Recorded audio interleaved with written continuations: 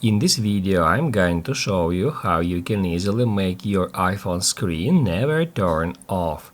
Be sure to watch the video to the very end so you don't make any mistakes. Let's get started, guys, and first off we need to head over to Settings.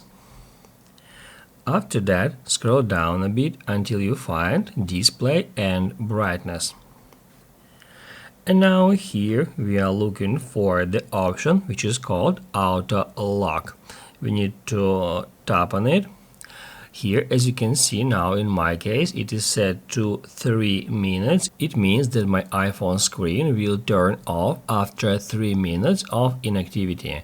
We can set auto lock time from 30 seconds up to 5 minutes. However, if you would like to prevent your iPhone screen to turn off, you can also select never here.